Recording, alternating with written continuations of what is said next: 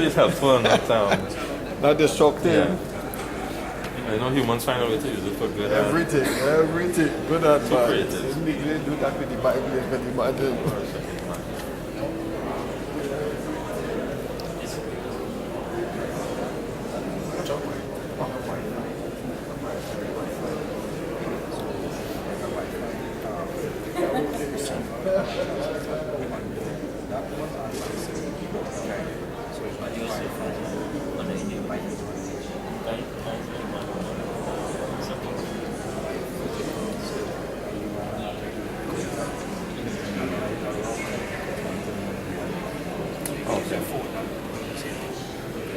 From this IP.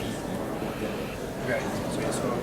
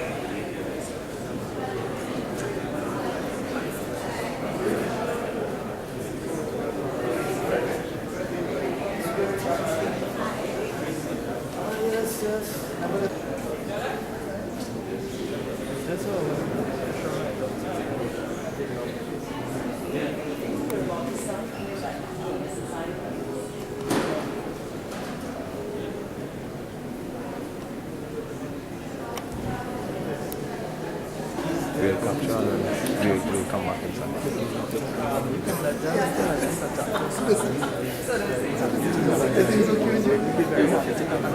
There's a lovely scene. All right then. Okay then. Thank you.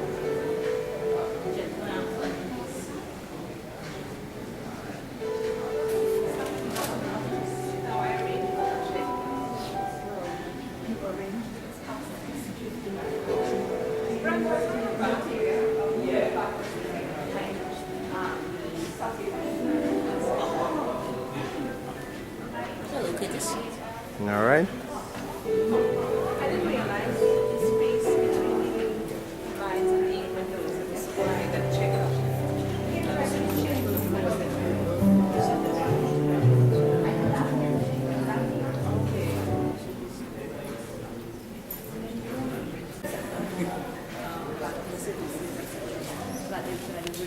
Because it's remote, you can push on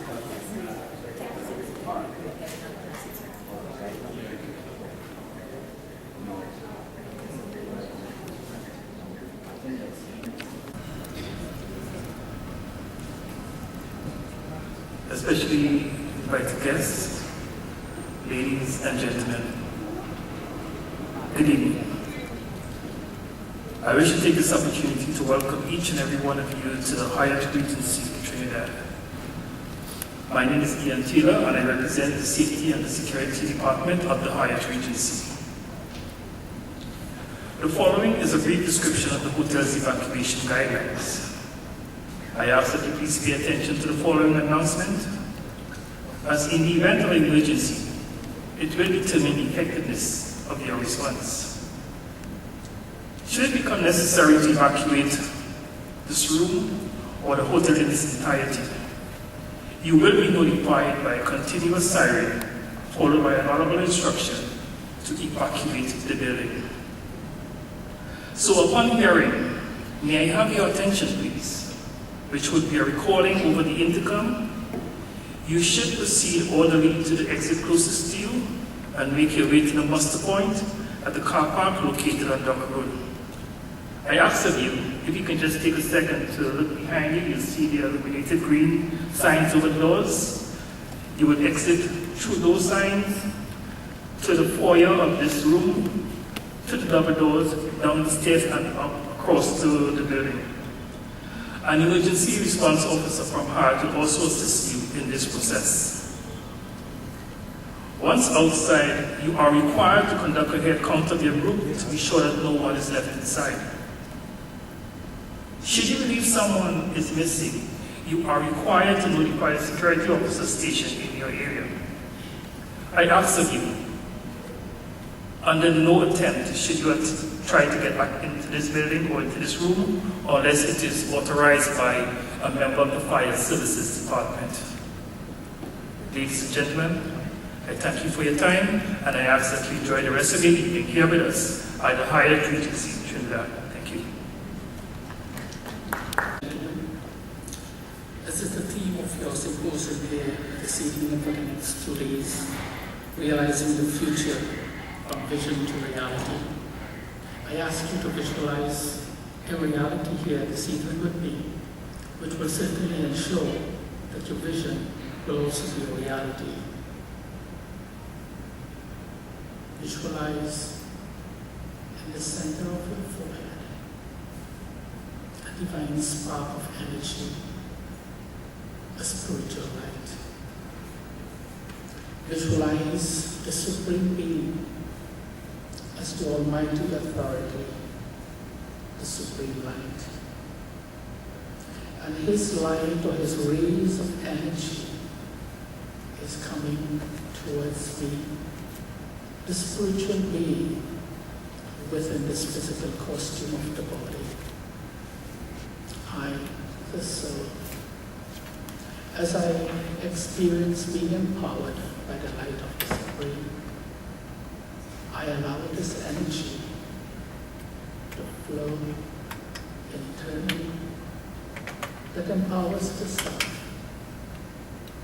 And as that energy in the form of the light, I visualize the colors of the rainbow, of peace, of love, of contentment, happiness. It's empowering the being. And that energy of the Supreme through me is flowing in this entire auditorium here this evening, reaching out far and wide to all those who are responsible for organizing this symposium. May that light of the Supreme embrace them all, so that the vision of this symposium will indeed be a reality. That each participant here this evening and for the next few days will feel and experience the benefit. And the information that is to be disseminated to all will certainly reach and will benefit everyone. Almighty God, we give thanks to you for bringing us here this evening. We give thanks to the organizers, the booth holders.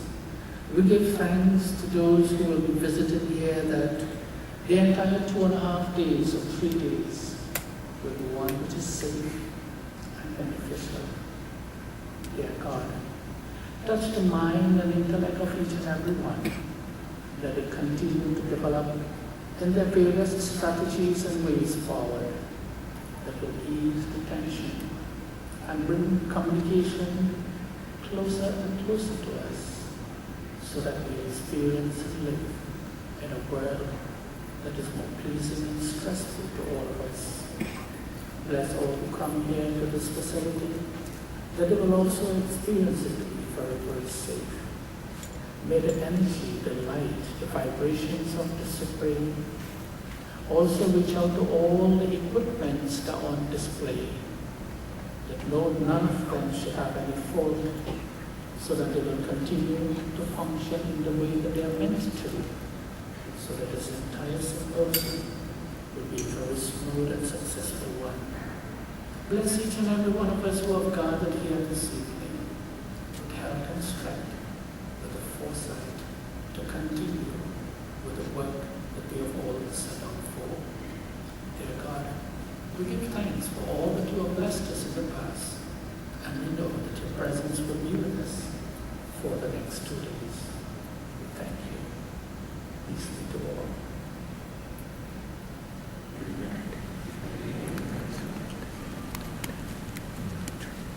Honorable Minister of Science and Technology, Dr. the Honorable Rupert Griffith, other ministers of cabinet, Chairman of the Business Roundtable, other members of the Roundtable, directors of the iGovTT board, other distinguished speakers, sponsors, members of the media, ladies and gentlemen.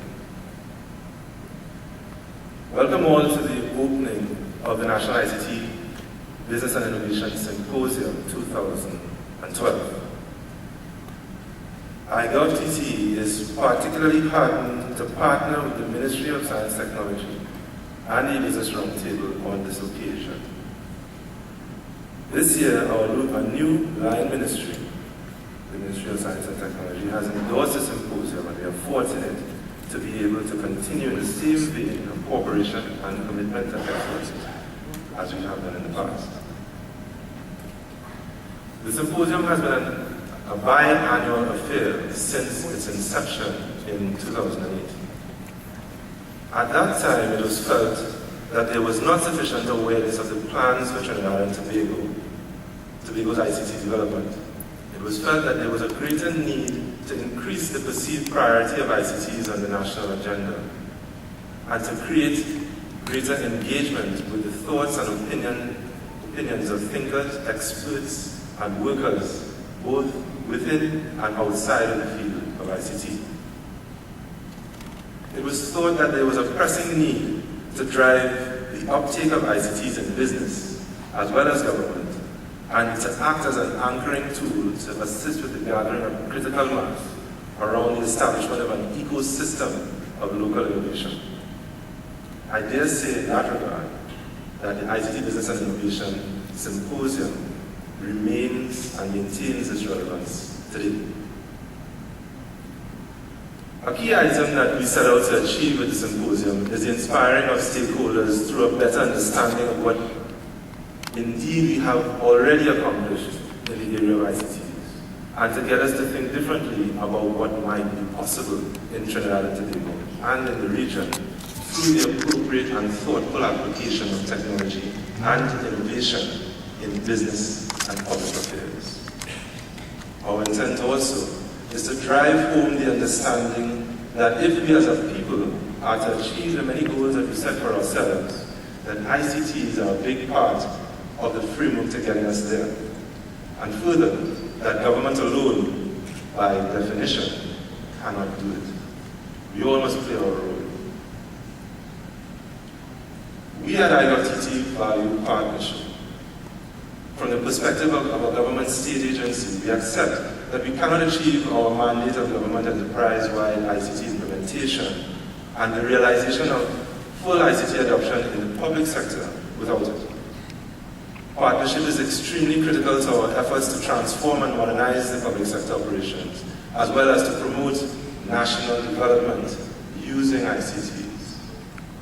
In this regard, let me take this opportunity, therefore, to thank those of you who took the time to contribute your ideas or else otherwise made your presence felt during the National ICT Strategy Consultation process and Smart TT Policy and Strategy Conference earlier this year.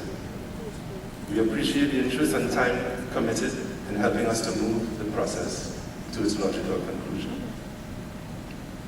The symposium is the next logical step to this, where we move to translate our collective plans and strategies into implementation. Hence the carefully chosen theme of this year's symposium, from vision to reality. As we seek to implement initiatives such as shared platforms and services, e-payments, etc., while dealing with issues such as privacy and security, we recognize that in many instances technology is not the major obstacle. Beyond the technology lies people. And the fact is that implementation of these initiatives brings change. As such, there's a need to gain buy-in through a process of information giving, awareness building, discussion, and consensus. This is the value of the symposium. To allow a broader discussion, whether public service organizations, citizen groups, business owners, and others, to engage and understand the possibilities and opportunities available to them. This is why events such as this are important. The ICT Business and Innovation Symposium is one platform for communicating and discussing key information and ideas on the way forward for Trinidad and Tobago and for the region. We find it to be a significant part of our labors at iGovTT, fostering a more mature understanding of ICT locally and regionally, as well as preparing the way for a modernized environment that meets the needs of the underserved and the unserved in society, and creates sustainable business opportunities in an economy truly needing diversified avenues for growth. As I refer to the region, allow me to therefore a moment to extend a warm welcome to our visitors from the Caribbean. In particular, I know the minister from Grenada is here. St. Kitts, So all other regional members, welcome. The symposium allows us to question and openly discuss how we can bring about desired transformation in areas of internal government efficiency, citizen service delivery, training, education, public safety, innovation, entrepreneurship, competitiveness, and economic sustainability. Indeed, we are discussing topics that are close to the hearts and minds of the national populace. I pray that we use the opportunity wisely. Ladies and gentlemen, a tremendous amount of value is being packed into the next 2 days of this conference, and you will not leave unsatisfied. The planning and programming of the 2012 event has been prefaced by much thought and discussion about what attendees truly want to take away from the event. You should expect an all-around enriching experience brought about by valuable discourse and, of course, networking and interactive opportunities. Not only will we take away food for thought and ideas, but ideas that should inform the actual implementation of programs mapped out in our proposed 2012-2016 National ICT Plan. So having said all this, I welcome you all to share in the experience of the National ICT Business and Innovation Symposium, and look forward to seeing you again over the next few days. I thank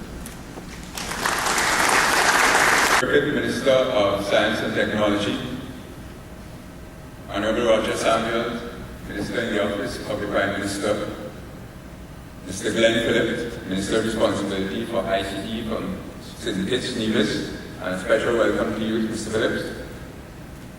Atiba Phillips, Chairman, National Information Communication Technology Company, iGovTT, members of the Board of iGovTT, members of the E-Business Roundtable. A special welcome to David Belgrave, and I want to thank David for the support of Illuminat as our platinum sponsor. Mr. Charles Bob Semples, Acting CEO of iGovTT, specially invited guests, members of the media, ladies and gentlemen, again, good evening. It's indeed a pleasure to be with you this evening in my capacity as Chairman of the Business Roundtable for the opening ceremony of this, our third National ICT and Business Symposium.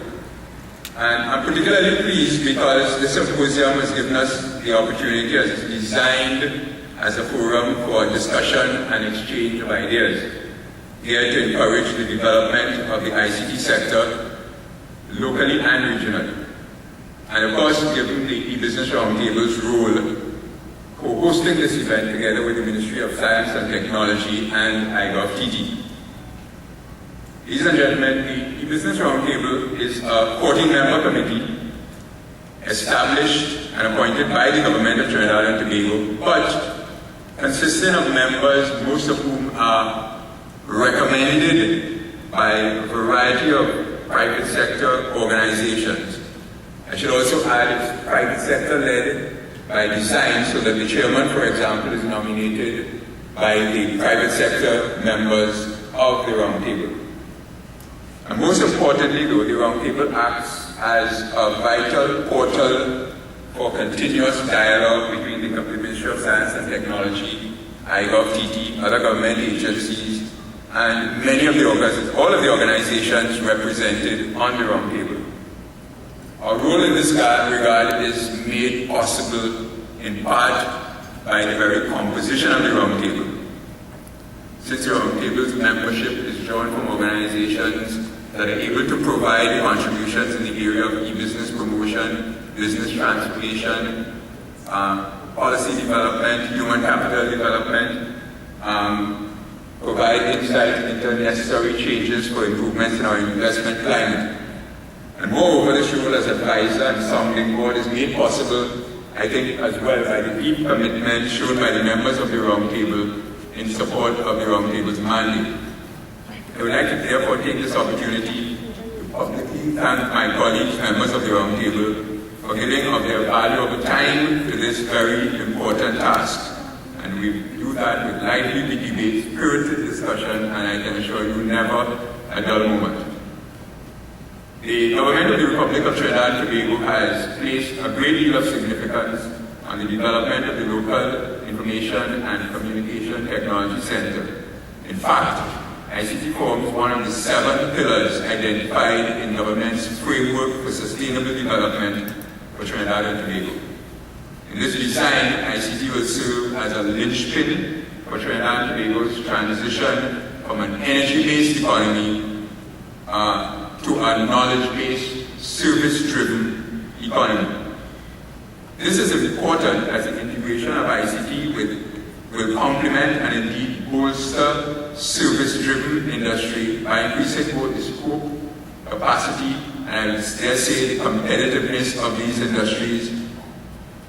And while Trinidad and Tobago has made significant strides with respect to the integration of ICT in the daily lives of our citizens, there is nevertheless much more that needs to be done. Action has been taken in areas such as ensuring that our next generation is much more technology savvy than we are, by provision of laptops to all of our secondary school entrants through the EPAL program. GovTT provides, as another initiative that provides important connectivity across the government services and providing connectivity as well between the government and the citizens. The recently launched TT BizLink is another important initiative that serves to improve the ability to deliver services to the citizens. As valuable and as important as these individual initiatives are, perhaps a much more important initiative and is the goal to provide is the National Information and Communication Technology Plan 2012-2016, branded Smart TT. This document, drafted by some of our best minds, taking into account important input from all sectors of society. In fact, the plan has emerged out of a process which began somewhere around March of this year, utilizing a number of national and regional consultations which sought the participation from a very wide range of stakeholders. The plan was also placed online for public comment. And the e-Business Roundtable was pleased to have partnered with the Ministry of Science and Technology and iGovTT, both to make an input into the plan as well as to facilitate the public dialogue phase of the planning process. The plan maps the way forward for Trinidad and Tobago in terms of the development of the local ICT sector and the integration of ICT into the everyday activities of the country. The consultation process culminated in July of this year with the National ICT Policy and Strategy Conference hosted by the Ministry of Science and Technology and iGovTT. The Business Roundtable recognizes that sharing of ideas is of great benefit to all of the parties as we chart our course, our development course. This National ICT Business and Innovation Symposium 2012 is but another expression of our commitment to working with the government of Trinidad and Tobago to advance the dialogue among ICT stakeholders necessary for us to make progress that we all desire.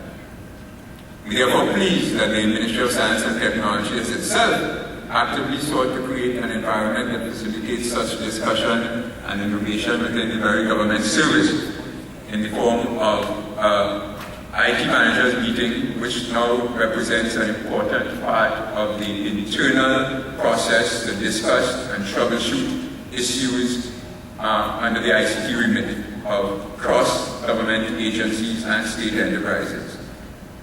Countries like Trinidad and Tobago all need to access and integrate ICT to a significant degree if we are to stand as equal with larger, more developed economies globally. Failure to do this will relegate us to an existence where our economies, businesses, and people will always be at a significant disadvantage.